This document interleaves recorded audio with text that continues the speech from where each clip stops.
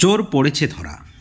যারা public servant তারা যদি অভিযুক্ত হয়, তারা যদি দুর্নীতি করে, তাহলে তাদেরকে জেলে নিয়েই অর্থাৎ জেলে ভরেই তদন্ত করা উচিত। বিস্ফোরক হাইকোর্টের বিচারপতি, এই মুহূর্তের তোলপাড় করা খবর। একই সঙ্গে আপনাদেরকে জানিয়ে রাখি, চরম বিপাকে আরজি করের প্রাক্তন অধ্যক্ষ সন্দীপ ঘোষ, তিনি আরও বিপাকে পড়েছেন। বন্ধুগণ, আপনারা সকলে জানেন আরজি কর মামলার বিতর্ক এখনও থামেনি। মূল অভিযুক্তকে, আসল কালপ্রিটকে প্রশ্ন কিন্তু উঠছে। নির্যাতিতার পরিবারের পক্ষ থেকে, আইনজীবীদের পক্ষ থেকে, চিকিৎসক মহলের একাংশদের পক্ষ থেকে দাবি করা হচ্ছে শুধু একজন নয়, আরও একাধিক ব্যক্তি এই মামলার সঙ্গে জড়িত থাকতে পারে। এবং ইতিমধ্যে আপনারা জানেন সকলেই জেলবন্দি, যারাই কিন্তু অভিযুক্ত আরজি করের মামলায়। বন্ধুগণ, আরজি করের দুটি মামলায় অভিযুক্ত সন্দীপ ঘোষ একটি মামলাতে জামিন পেল, একটি মামলাতে পায়নি। এবং আজকে সেই মামলার শুনানিতে সন্দীপ ঘোষের আইনজীবী কেন সিবিআই এখনও আর্থিক দুর্নীতি মামলায় চার্জশিট দেয়নি তা নিয়ে প্রশ্ন করেন একেবারে উচ্চ গলায়। তারপরেই বিচারপতির কড়া ধমক, অত্যন্ত কড়া ধমক দিয়ে বলেন যে আপনি কিছুই জানেননি, চুপ থাকুন।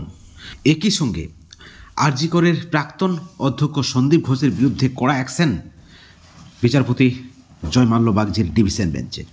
সন্দীপ ঘোষের নামের আগে ডাক্তার লেখা নিয়ে এবার কড়া পর্যবেক্ষণ বিচারপতি জয়মাল্য বাগচির ডিভিশন বেঞ্চে।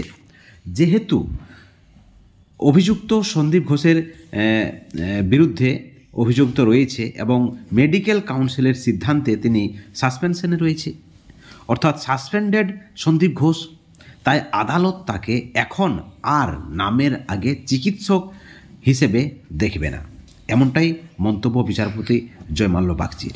এবং এই কথা শুনে একেবারে সন্দীপ ঘোষের আইনজীবী খামোশ হয়ে যায়, অর্থাৎ ডক্টর সন্দীপ ঘোষ নয়, শুধুমাত্র সন্দীপ ঘোষ। এবং একই সঙ্গে যে বক্তব্য রাখেন বিচারপতি, যে যারা পাবলিক সার্ভেন্ট তারা যদি অভিযুক্ত হয়, তারা যদি দুর্নীতিবাজ হয়, তাহলে তাদেরকে অবশ্যই জেলে ভরেই তদন্ত হবে বা তদন্ত করা উচিত।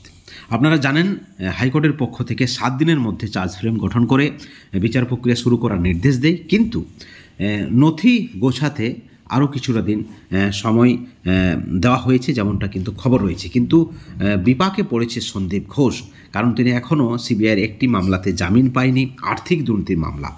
এবং আরজি করে ব্যাপক আর্থিক দুর্নীতি হয়েছে। সন্দীপ ঘোষের ইশারাতেই এই সকল দুর্নীতি, এবং এই দুর্নীতির আসল পান্ডা সন্দীপ ঘোষ, যেমনটা কিন্তু দাবি করা হচ্ছে সিবিআইয়ের পক্ষ থেকে।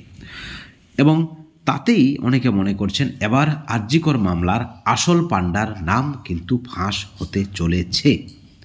এবং এই আর্থিক দুর্নীতির সঙ্গে আর কারা কারা জড়িত, এই আর্থিক দুর্নীতির সঙ্গে কোনো সরকারি আধিকারিক বা সরকারি কোনো নেতামন্ত্রী কর্মী কি জড়িত, সেই বিষয়েও কিন্তু ইতিমধ্যেই প্রশ্ন উঠেছে রাজনৈতিক মহলে।